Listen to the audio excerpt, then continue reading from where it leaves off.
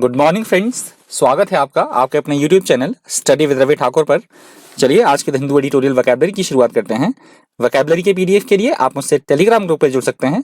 मेरे Telegram group का नाम है स्टडी विद रवि ठाकुर। तो इस डॉक्यूमेंट की जो पीडीएफ है आपको मेरे टेलीग्राम ग्रुप पर मिल जाएगी।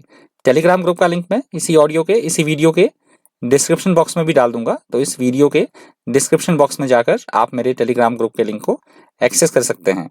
तो चलिए शुरुआत करते हैं आज की द हिंदू एडिटोरियल वोकैबुलरी की। आज की वोकैबुलरी का पहला वर्ड है चाफ। चाफ यहाँ पे नाउन की तरह यूज हुआ है। इसका मतलब होता है फसलों को काटने के बाद जो वापस बचा अवशेष होता है, जिसको हम चारा बोलते हैं, उसको बोला जाता है इंग्लिश में chaff. Chaff is the outer part of grain such as wheat.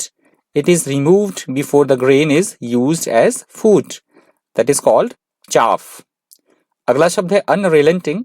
Unrelenting यहाँ पे एडजेक्टिव की तरह यूज हुआ है। इसका मतलब होता है अपनी बात पर अड़े रहना, टस से मस ना होना, हठी होना, उसको बोला जाता है unrelenting. If you describe someone's behaviour as unrelenting, you mean that they are continuing to do something in a very determined way, often without caring whether they hurt or embarrass other people. तो इसका मतलब होता है अपनी ही बात पर अड़े रहना, दूसरों की ना सुनना, अड़े रहना अपनी बात पर, टस से मस ना होना, उसको बोला जाता है अनरिलेंटिंग. अगला शब्द है एजिटेटिंग. एजिटेटिंग यहाँ पे वर्ब की तरह यूज हुआ है.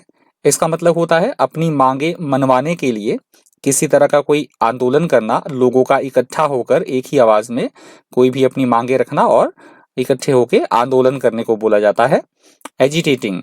If people agitate for something, they protest or take part in political activity in order to get it. That is called agitating.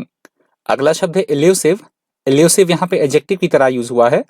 इसका मतलब होता है ऐसी कोई बात या ऐसी कोई स्थिति जो भ्रम पैदा कर दे, भटकाने वाली हो, हम बोल सकते हैं जो मायावी हो, उसको बोला जाता है इंग्लिश में elusive.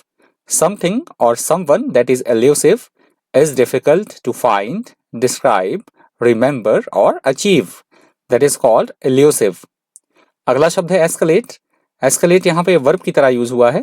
इसका मतलब होता है किसी भी समस्या का या किसी भी कोई प्रॉब्लम है, कोई कठिनाई है या कोई बीमारी है, उसकी गंभीरता का और ज्यादा बढ़ जाना, तेज गति से बढ़ते रहना, उसे कम होने की बजाय वो बढ़ रहा हो, कोई भी समस्या, कोई भी कठिनाई, उसे बोला जाता है escalate. If a bad situation escalates or if someone or something escalated, it becomes greater in size, seriousness or intensity. That is called escalate. अगला शब्द है stiff. stiff यहाँ पे एडजेक्टिव की तरह यूज हुआ है.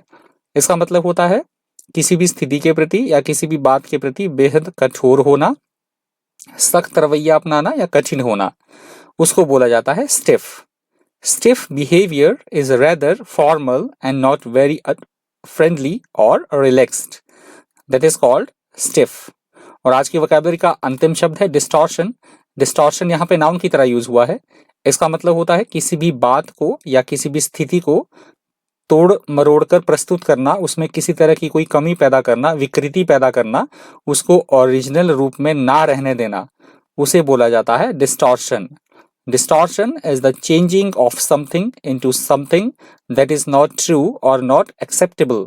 That is called distortion. तो आज की द हिंदू एडिटोरियल वोकैबुलरी में इतना ही. यदि आपको वीडियो हेल्पफुल लगा हो, इन्फॉर्मेटिव लगा हो, आपने वीडियो से कुछ सीखा हो, तो प्लीज़ वीडियो को लाइक कर दीजिएगा, ज़्यादा से ज़्यादा वीडियो को शेयर कर दीजिएगा.